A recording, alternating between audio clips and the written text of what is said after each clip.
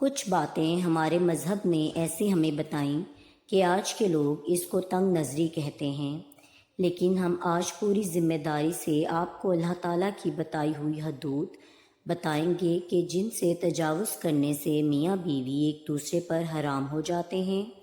آپ کو پورا حق ہے کہ آپ پوری ویڈیو کو دیکھ کر ان باتوں کو جان لیں اور ان کا بے پناہ خیال رکھیں۔ اللہ تعالیٰ نے قرآن میں اور نبی پاک صلی اللہ علیہ وسلم نے اپنی حدیث کے ذریعے سے شادی شدہ جوڑوں کے لیے کچھ حدود بیان کی ہیں، اور کوئی بھی شادی شدہ جوڑا ان حدود کو پار نہیں کر سکتا۔ سورہ بقرہ میں ارشاد ہے، یہ اللہ تعالیٰ کی حدیں ہیں، ان کے پاس نہ جانا۔ آج کے ٹاپک میں ہم جن حدود اور غلطیوں کے بارے میں بتانے جا رہے ہیں وہ غلطیاں ایسی ہیں کہ میاں یا بیوی ان غلطیوں میں چاہے دانستہ طور پر ملبوس ہوں یا غیر دانستہ طور پر میاں بیوی کا نکاح ٹوٹ جاتا ہے اور بیوی میاں کے لیے ہمیشہ کے لیے حرام ہو جاتی ہے۔ اس لیے ان غلطیوں اور حدود کے بارے میں جاننا ہر شادی شدہ جوڑے کے لیے لازم ہے، تاکہ وہ اپنے آپ کو ایسی غلطیوں اور گناہوں سے دور رکھ سکیں، تاکہ ان کی زندگی میں ایسی پیچیدگی کی نوبت نہ آئے۔ یہ غلطیاں اور گناہ کون کون سے ہیں، اس بارے میں اب ہم مکمل تفصیل سے بیان کرتے ہیں۔ نکاح ٹوٹنے کی سب سے پہلی وجہ اسلام نے جو بیان کی ہے وہ ہے موت۔ میاں یا بیوی میں سے جیسے ہی کسی ایک کی روح پرواز کر جائے تو اسی لمحے نکاح ٹوٹ جاتا ہے اور بیوی شوہر پر حرام ہو جاتی ہے۔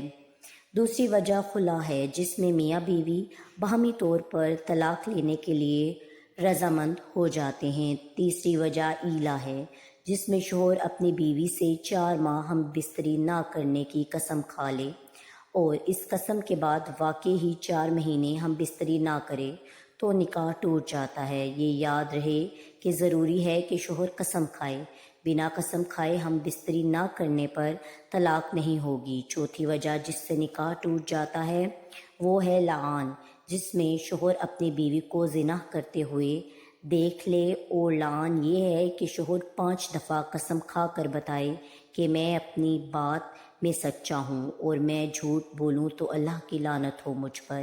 اسی طرح اگر شوہر 4 سال سے زیادہ عرصے سے غائب ہو جائے تو قاضی اس کی بیوی کو نکاح سے آزاد کر سکتا ہے۔ زوجین میں سے اگر کوئی بھی دین اسلام سے منحرف ہو جائے تو تب بھی نکاح ٹوٹ جاتا ہے۔ اسی طرح اگر معتبر ذریعے سے پتہ چل جائے کہ میاں بیوی دونوں آپس میں رضائی بہن بھائی ہیں تو قاضی دونوں میں لازماً تفریق کروا دے۔ یہ یاد رہے کہ اللہ نے رشتوں کی حدود قائم کی ہیں اور رشتوں کا آپس میں تقدس بیان کیا ہے۔ اللہ تعالیٰ نے اس انسان کے لیے مختلف رشتے بنائے ہیں، خون کے رشتے، دودھ کے رشتے، نکاح کے رشتے، سسرال کے رشتے، اور ہر ایک رشتے کی اپنی حدود مقرر فرمائی ہیں۔ کوئی رشتے محرم قرار دیے گئے ہیں تو کوئی رشتے غیر محرم، اور مسلمان کے لیے قرآن میں یہ تعلیمات سکھائی ہیں کہ کیسے زندگی بسر کرنی ہے، کس رشتے کے ساتھ کیا سلوک کرنا ہے اور کیسا سلوک کرنا ہے۔ ہر رشتے کے اپنے اپنے حقوق مختص کر دیے گئے ہیں اور ان کی حدود بھی بتائی گئی ہیں۔ چلیں بات کو نکاح کے بعد کے رشتوں میں وہ حدود بتاتے ہیں جن میں انتہائی احتیاط کی ضرورت ہے، اور ان رشتوں میں ذرا برابر بھی بے احتیاطی کی گئی تو بیوی اپنے شوہر کے لیے ہمیشہ ہمیشہ کے لیے حرام ہو جاتی ہے۔ یعنی ایسا ہونے سے میاں بیوی کا نکاح ٹوٹ جاتا ہے۔ جب بیٹا 7 سال سے اوپر کا ہو جائے تو چاہے وہ ماں کے ساتھ نہ سوئے، اور اسی طرح بیٹی جب 7 سال سے اوپر ہو جائے تو وہ اپنے باپ کے ساتھ نہ سوئے۔ یہ شرعی حکم ہے، اس لیے اس کی پابندی بہت ضروری ہے۔ شریعت نے یہ احکام اس لیے نافذ کیے ہیں کہ ان احکام کی پاسداری نہ کی گئی تو اس کا نتیجہ بڑا خطرناک ہے۔ اسی طرح جب بیٹی 9 سال کی ہو جائے تو باپ کو چاہیے کہ اسے پیار کرنے میں احتیاط کرے۔ باپ کو چاہیے کہ اگر وہ پیار کرنا بھی چاہے تو بیٹی کے سر پر ہاتھ پھیرے، بوسہ لینا ہو تو وہ بھی سر پر بوسہ لے۔ اسی طرح باپ کو چاہیے کہ اپنے جسم کو بیٹی کے جسم سے دور رکھے، کیونکہ اگر یہ احتیاط نہ برتی گئی اور کہیں باپ نے بیٹی کو ایسے پیار کر لیا کہ باپ کی شہوت یا بیٹی کی شہوت ابھر گئی تو اس صورت میں اس شخص کے لیے اپنی بیوی یعنی اس کی بیٹی کی ماں ہمیشہ کے لیے حرام ہو جائے گی اور اس کا نکاح ٹوٹ جائے گا۔ اور یہ حکم ماں اور بیٹے کا بھی ہے، اسی لیے ہماری اپنی بہنوں سے گزارش ہے کہ وہ بھی اپنے بیٹوں سے پیار کرنے میں احتیاط برتیں، احکام شریعت کے مطابق ان کو اپنے بستر سے اور اسی طرح بہنوں کے بستر سے دور کریں۔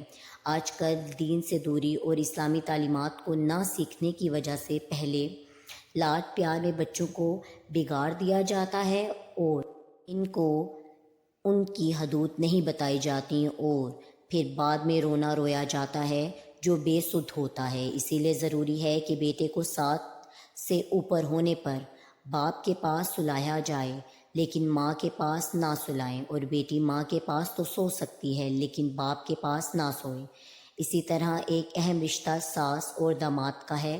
اگر نکاح کے بعد شوہر اپنی ساس کو ماں سمجھنے کی بجائے بدنیتی سے کام لے جس سے وہ ایک دوسرے کے قریب آ جائیں اور ان میں شہوت آ جائے تو بیوی ان پر ہمیشہ کے لیے حرام ہو جاتی ہے۔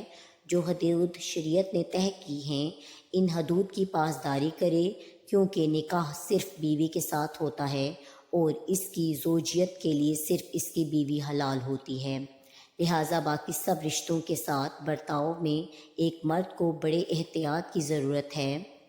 اب سسر کے لیے حکم ہے کہ بہو کو اپنی بیٹی جیسا سمجھے، اس کو بیٹی کا درجہ دے۔ اب جس کو دین کی سمجھ ہوگی اور شریعت کی سمجھ ہوگی تو وہ ان رشتوں میں جو فاصلے طے ہیں ان کی پاسداری کرے گا، لیکن جو شرعی حصول سے ناواقف ہوگا وہ ان کی پاسداری نہیں کر پائے گا۔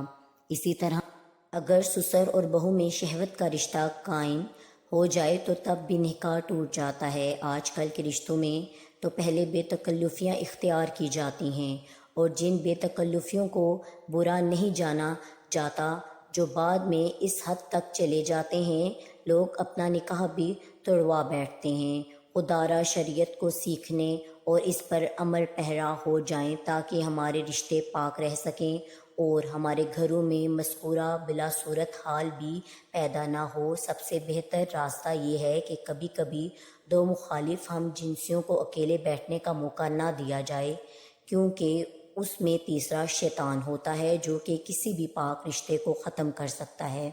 اے اللہ پاک ہمیں شیطان کی وسوسوں سے دور رکھنا اور ہمیں ہمارے رشتوں میں پاک دامنی عطا فرما۔ امید کرتی ہوں آج کی ویڈیو آپ کو اچھی لگی ہوگی۔ ویڈیو اچھی لگے تو چینل کو لائک، شیئر اور سبسکرائب لازمی کریے گا۔